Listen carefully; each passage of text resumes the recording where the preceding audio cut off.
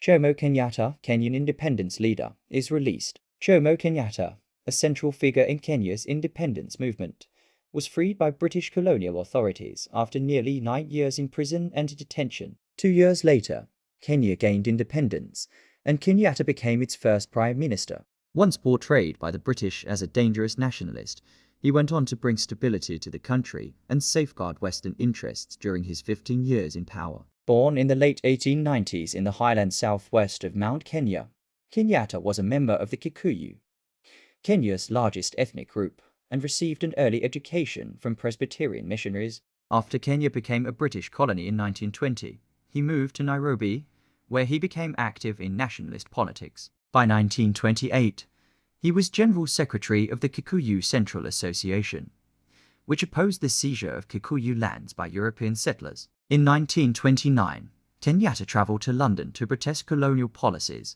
though officials refused to meet him. Over the next decade, he returned several times to advocate for African rights and later studied in Europe, including at Moscow University. In 1938, he wrote Facing Mount Kenya, defending Kikuyu traditions against colonial rule. Kenyatta returned to Kenya in 1946 and a year later became president of the newly formed Kenya African Union (KAU). Kenyatta pushed for peaceful majority rule, but white settlers fought against sharing power. He and 5 KAU colleagues were convicted in a politicized trial and sentenced to 7 years in prison, though he had consistently advocated nonviolence. After serving his term, he was placed under house arrest in Lodwar. Meanwhile, Britain slowly moved toward granting self-rule. In 1960, the Kenya African National Union (KANU) was formed, electing Kenyatta as president in absentia. KANU refused to join any government until he was freed. On August 14, 1961,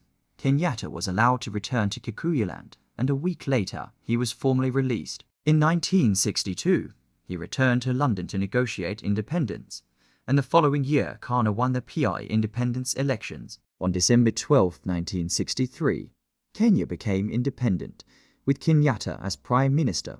A year later, the country adopted a republican constitution, and he became its first president. As leader until his death in 1978, Kenyatta pursued racial harmony, capitalist development, and pro-Western policies. He stifled opposition, creating a one-party state, but still attracted foreign investment and growth. Known as MZE, he is celebrated as Kenya's founding father and a key independence figure.